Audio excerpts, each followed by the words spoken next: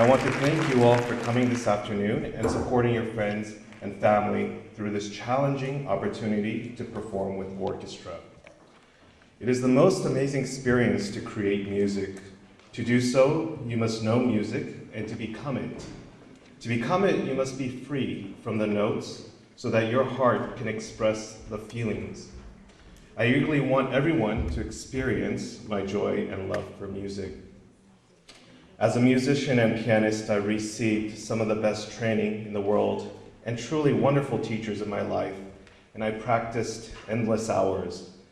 Endless hours, that is, until I met my wife, Ruth, had a family, taught both privately and at an institution, and many other various projects.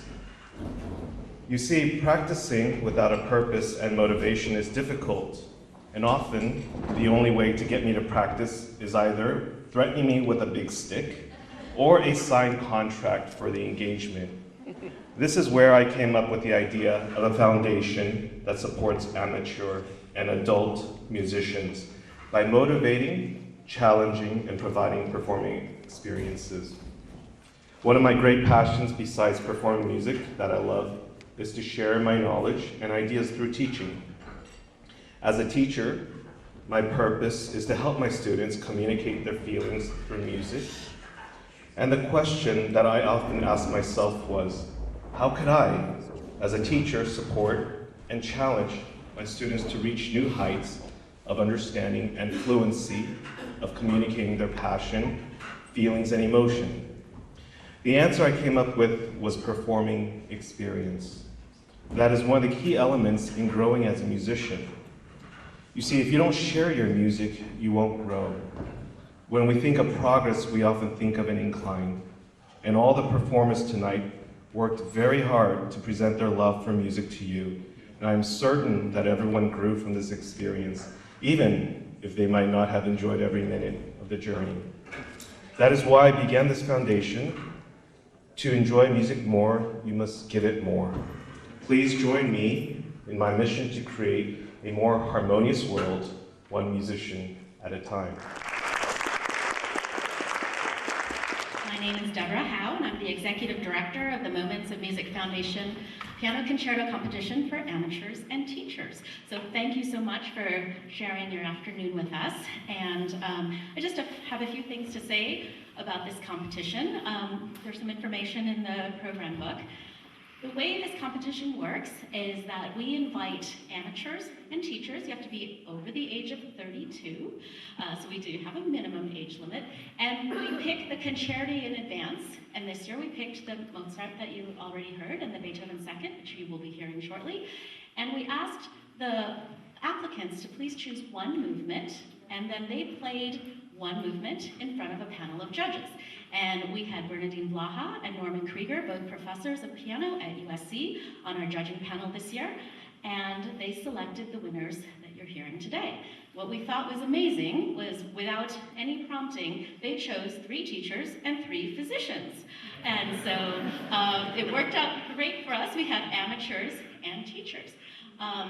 Now, so inspiring to us, we had a little fundraising concert 2 weeks ago, and you'll see in the program there's a page of thank yous for all of our donors. Without these donors, this concert would not be possible, and this opportunity would not be possible. So if you feel so moved by your experience today at this concert, we would love to accept any donations that you have for us.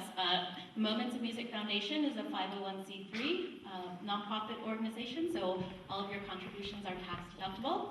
We are also looking for endowments, and on the, I guess 3rd to last page, we have some opportunities for you if you would like to endow one of our projects.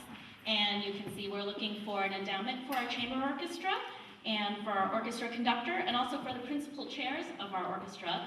But a really beautiful thing happened at our fundraising concert 2 weeks ago.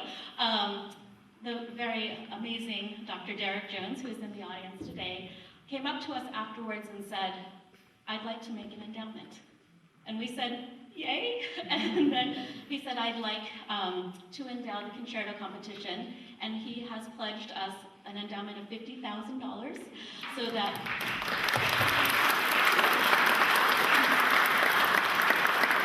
And so we are pleased to announce that the competition will now be called the Derek H. Jones, MD, Piano Concerto Competition for Amateurs and Teachers. And we'd like to invite Dr. Jones to come up on stage just for a few words.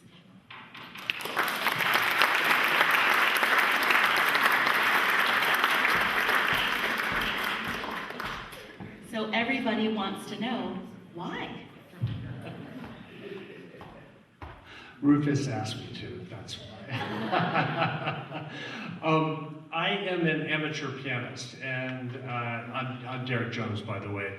And about 30 years ago, when I was 20, I won a competition similar to this at the university level, and got to perform with the orchestra.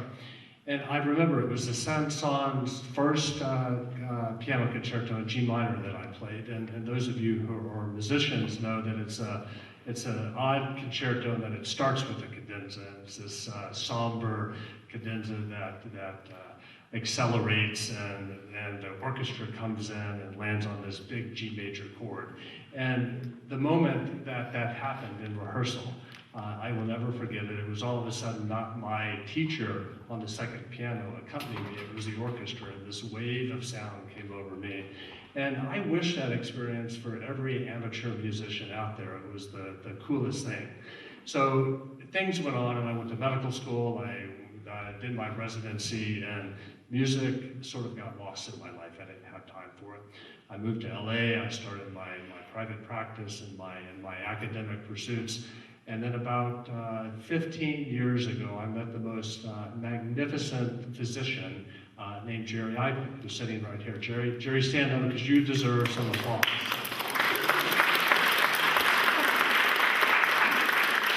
So Jerry really inspired me. He is a few years older than me, and I always say that when I'm his age, he is who I want to be. So he was transitioning lots of things in his life, and I would go hear him practice, and we would talk about music, and I would say, Jerry, I want to perform at some point. I want to practice again. I want to do all this.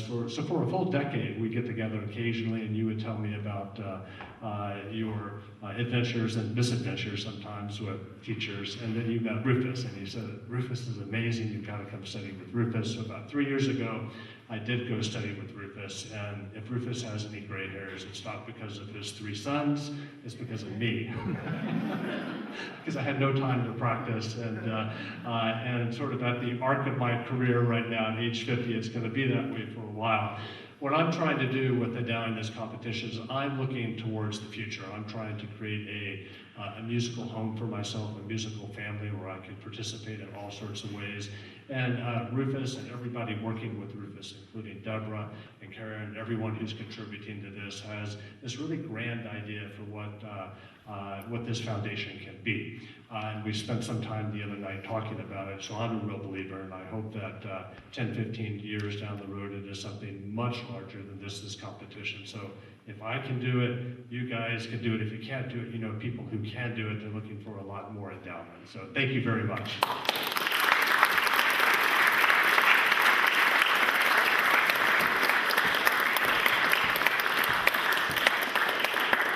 We have a special treat for you right now. I'm going to bring Alan Chapman back on stage, and he's going to bring out the 6 performers, and he's just going to ask them a few questions about their experience, and I think you'll enjoy hearing about it. So, thank you.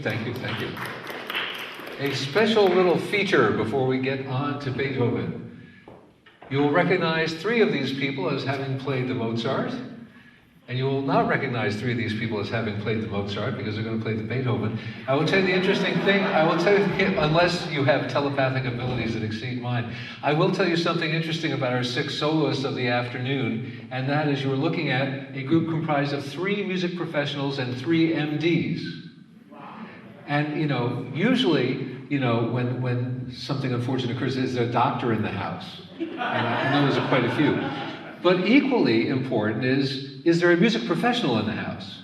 You've probably been in places where they needed one on the spur of the moment.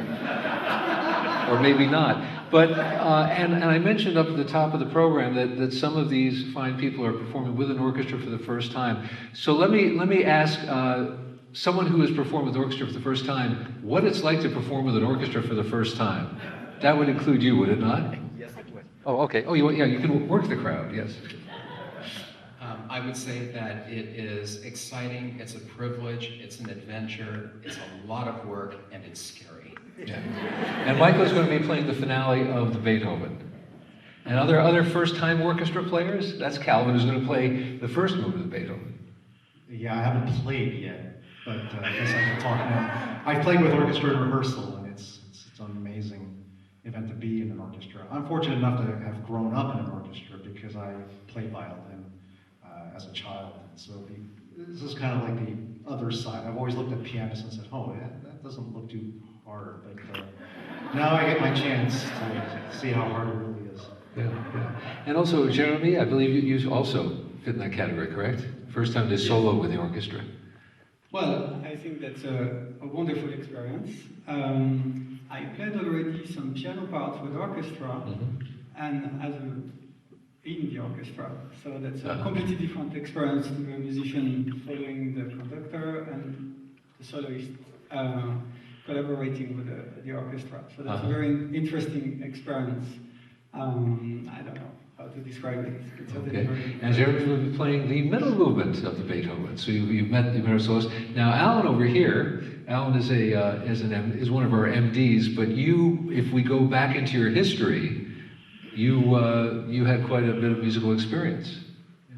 Well, not so much, quite a bit with orchestra, but yeah, I won't say how long ago I played with my high school orchestra. Was it in the last millennium?